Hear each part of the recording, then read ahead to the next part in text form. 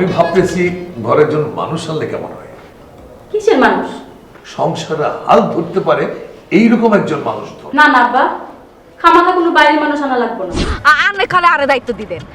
কি করবেন ওদের? হাতা করে বুঝাই শুনে বিয়ে শাদীর জন্য রাজি করা, আমি আর কি। অফিসিয়াল কথা তো অফিসে বললেই ভালো হয়। অফিসের বাইরেও অনেক সময় অফিসের কথা হতে পারে।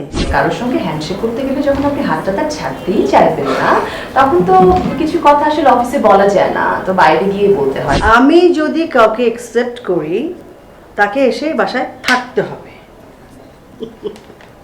তার মানে ঘর জামাই।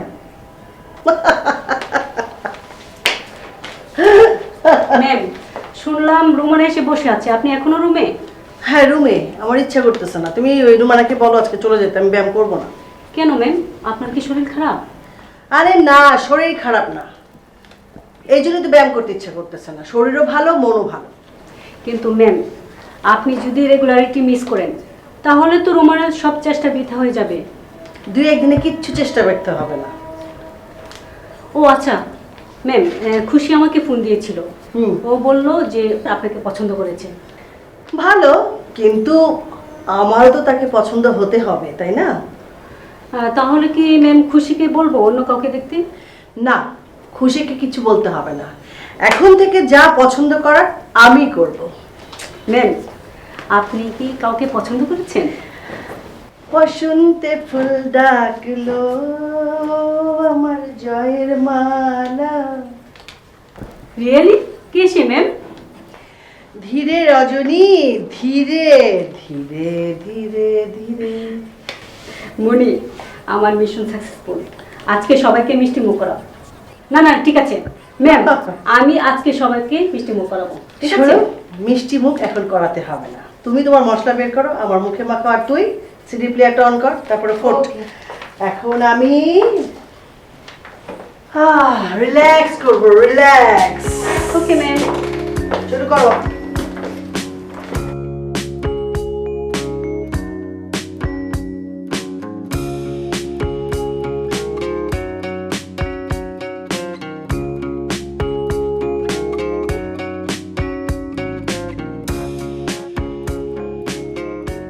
সোহেল, এই খাওয়াগুলো শেষ হলে তুই একটু প্লেটগুলো ধুইয়া দিস।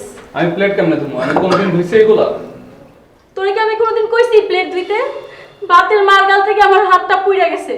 দোকানদার কইলো যে না শুকানো পর্যন্ত হাতে পানি না লাগাইতে। শোন শোন, আমি একটা কথা বলি তোদের, আমরা বাসার মধ্যে 4 জন মানুষ, সবাই যদি একটু একটু করে কাজ করি তাও তো কোনো সমস্যা হওয়ার কথা নয়। তা না হলে তো বাইরে থেকে আবার কাউকে নিয়ে আসতে হবে। তোরা কি সেটাই চাস? কোনো মানুষ লাগবে না আব্বা, মরিবাচি সব কাজ আমি একলাই করবো। ওরে না রে বাবা না, তুই একা কত কাজ করবি? হ্যাঁ, আর যার যার লেখাপড়া নিয়ে সবাই ব্যস্ত, যার যার কাজ আছে। ছোট রে কে দেখবে, ঘর দুয়ার কে দেখবে? একটা সংসার চালানো কি সহজ কাজ? আপনি একটা মানুষ দেখেন আপনার। হ্যাঁ, সেটাই ভাবতেছি। কারে দেখবেন? দেখি কারে পাই, বাসায় থাকবে, সংসার গুজগাছ করবে, ঘর সংসারও দেখভাল করবে, এরকম কাউকে খুঁজে পাই কিনা দেখি। লোক কোথায় পাবেন?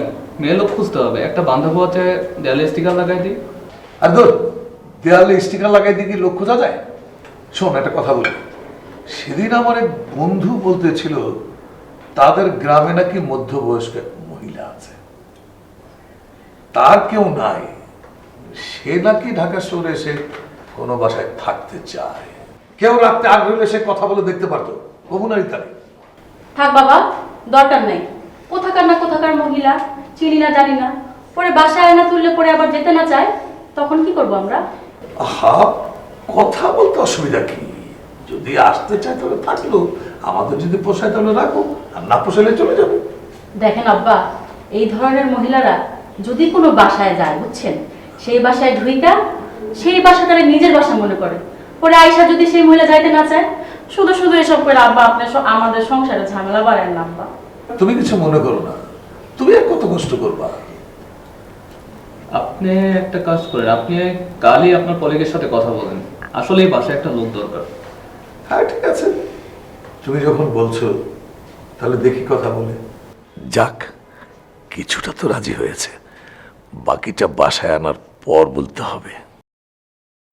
ও ভালো কথা। তুমি কি তোমার ফ্রেন্ডদের সাথে কথা বলছিলা ওই বিষয়টা নিয়ে? জি ম্যাম, কথা বলেছিলাম। তো ওদের অফিসে অদ্ভুত একটা শর্ত আছে। ওখানে যারা চাকরি করে ওদের সবাইকে আনমেরিড থাকতে হয় এবং কেউ কারোর সাথে প্রেমও করতে পারবে না। ফানি। আচ্ছা, এটা কিন্তু খুব ভালো। নিজেরা বিয়ে করবে না, কিন্তু অন্যকে বিয়ে করাবে। এটার কারণটা কি তোমরা কি জানতে পারছিলা? ম্যাম, ওই কোম্পানির দুই মালিক, মানে চেয়ারম্যান সাহেব আর এমডি ম্যাডাম, আমার মনে হয় ওরা প্রেমে ছেঁকা গিয়েছে আর সেই জন্য এটা স্টাফদের উপর ছাপিয়ে দিয়েছে। আর এই শর্ত মাইনা ওরা কাজ করতেছে। কাজ করবে না ম্যাম? যাদের দরকার তারা তো এই শর্ত মেনে কাজ করবে। তা তো ঠিকই। আচ্ছা ম্যাম, আপনার সেই ভাগ্যবানটাকে আমাকে তো বললেন না। ম্যারেজ ব্যুরো কেউ? আচ্ছা, ওই ম্যারেজ ব্যুরোর অফিসের কাউকে যদি পছন্দ করতে হয়, বলো তো কাকে পছন্দ করতে হবে? এখানে আবার কাউকে পছন্দ করবেন? এখানে তো সবাই ছেলে ছোকরা। ওরা যদি সবাই ছেলে ছোকরা হয়, তাহলে আমি কি? আপনি আপনি দেখলা দেখলা তো, কিচ্ছু বলতে পারলাম না। খালি মুখে মুখেই খালি বলো আপনার বয়স কম, আপনাকে দেখতে কম লাগে বয়স, তাই না? বলো না? শোনো, তোমার এইসব এই যে এইসব দিয়ে না আমার কোনো কাজেই লাগে নাই, এটা মনে রাখবা। না না ম্যাম, আপনি তো আগের চাইতে অনেক সুন্দরী, অনেক কিউট হয়েছেন। আরে রাখো, সুন্দরী কিউট তো আমি জন্মের পর থেকে। আমার কথা হচ্ছে যে তুমি বলছো আমার বয়স কমায় দিবা, যে বয়স তো কমাইতে পারো না। আসলে ম্যাম, বয়স তো কাউকে কমানো যায় না, বয়স কম দেখানো হয়। আচ্ছা বলেন তো ম্যাম, ওই ম্যারেজ ব্যুরোতে আপনার কাকে পছন্দ? যদি আমি কাউকে পছন্দ করি, আমার পছন্দ হলেই তো হবে না। মনে করো তারও তো আমাকে পছন্দ হতে হবে, তাই না? কিন্তু ম্যাম, আপনি যদি এই অফিসের কাউকে পছন্দ করেন, সে তো বিয়ে করতে পারবে না, চাকরি চলে যাবে। আচ্ছা, ওদের বেতন কত? তার মানে আপনি কি বলতে চাচ্ছেন ম্যাম? তোমার কি ধারণা আমি আমার এই ঘর সংসার সম্পত্তি ফেলে চলে যাব? ওকে ম্যাম, তাহলে আপনি বলুন কাকে আপনার পছন্দ হয়, বাকিটা আমি দেখছি। তোমাকে কিচ্ছু দেখতে হবে না, যা দেখবার আমি দেখব। যদি প্রয়োজন হয় তবে তোমাকে আমি জানাবো, ঠিক আছে? Okay ma'am. এখন তুমি তোমার কাজ শুরু করো। ওকে।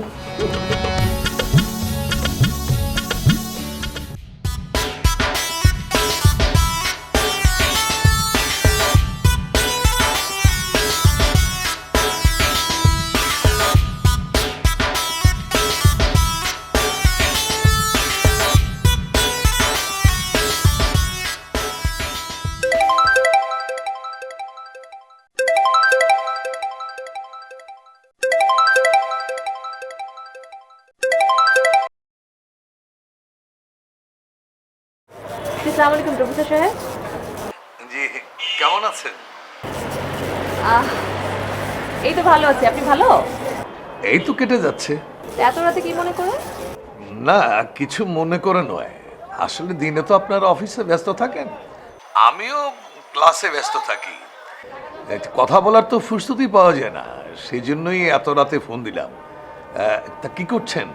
আমি তেমন কিছু না, জাস্ট ডিনার শেষ করলাম, এখন একটু বারান্দায় একটু হাঁটাহাঁটি করছি আর কফি খাচ্ছি। আপনার প্রস্তুতি কত দূর? প্রস্তুতি মানে বাসায় বোঝা হয়ে গেছে যে একজন মানুষের দরকার। বাচ্চারা আর পারছে না। যে কোনো মানুষ আর স্ত্রী কিন্তু এক জিনিস না প্রফেসর সাহেব। ওরা হয়তো একটা কাজের মানুষ, মানে একজন কাজের মানুষ অ্যাকসেপ্ট করতে পারে, কিন্তু স্ত্রীকে। সেটা আমি জানি ম্যাডাম। প্রফেসর সাহেব, আপনাকে না স্ট্রেইট বলতে হবে যে আপনি তাদের জন্য একজন মা আনতে যাচ্ছেন।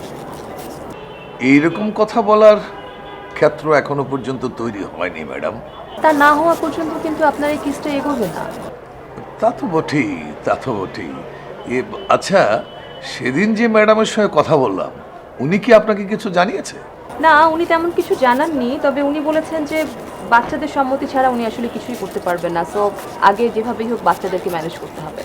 হ্যাঁ হ্যাঁ, বুঝতে পেরেছি। আচ্ছা, ওনাকে কি জানানো হয়েছে যে আমি তাকে পছন্দ করেছি? জি জি, মানে ওনাকে জানানো হয়েছে। ওনার মতামতটা কি পাওয়া গেছে? মানে আমাকে ওনার পছন্দ হয়েছে কিনা? না না, উনি এখনো সে ব্যাপারে মানে মানে আমাদেরকে এখনো কিছু জানায়নি সে ব্যাপারে। একটু দেখবেন কিন্তু ম্যাডাম, আমার প্রিপারেশন শেষ না হওয়ার আগে যেন উনি আবার কাউকে সিলেক্ট করে না ফেলেন। সেটা তো আসলে আমরা বলতে পারবো না, কিন্তু আসলে যদি আপনার কোনো তাড়া থাকে তাহলে অ্যাকর্ডিং টু দ্যাট আপনাকে সে একটা করতে হবে। জি জি জি জি। আর কিছু বলবেন প্রফেসর সাহেব? না না না, ইটস অল রাইট। এক কাজ করেন, আপনি একদিন অফিসে সময় করে আসেন, তারপরে আরো কিছু ক্লায়েন্ট দেখেন, আমাদের কাছে আছে। জি জি, আসবো আসবো। আই এম সরি রিয়েলি, এত রাতে আপনাকে ফোন দেওয়ার জন্য আমি আন্তরিকভাবে দুঃখিত। রাখি, কেমন? না না, ইটস ওকে, ঠিক আছে।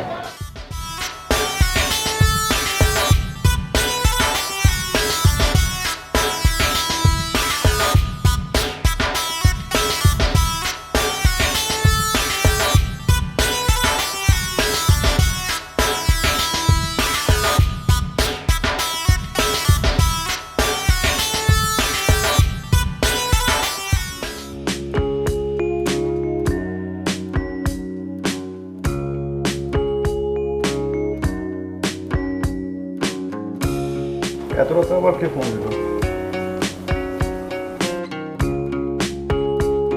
হ্যালো। হ্যাঁ আমি হ্যাঁ, নামটা সেভ করে নিয়েছি। কেমন আছেন? আমি ভালো আছি, আপনি ভালো আছেন? এই তো চলে যাচ্ছে। তো এত রাতে? রাতে মানে আপনি তো দিনে অফিসে থাকেন, বিজি থাকেন, কথা বলতে অসুবিধা হয়, তাই রাতেই ফোন করলাম। ভাবলাম আপনার এখন অফিসের কোনো ব্যস্ততা নাই। না তা নেই, তবে সময় পেলে একটু কোম্পানির ওয়েবসাইটে একটু ঢু মারতে হয় আর কি। আফটার অল অনলাইন ভিত্তিক ব্যবসা তো, সারাক্ষণ ওয়েবসাইটে নজর রাখতে হয়। তো আপনার কি খবর বলেন? আমি আপনার প্রতীক্ষায় বসে আছি। মানে? আরে সেদিন বললেন না আপনি আমাকে জানাবেন। ও, কোন ব্যাপারে বলুন তো? ভুলে গেছেন? আমি আপনার কাছ থেকে কিছু সময় চেয়েছিলাম অফিসের বাইরে।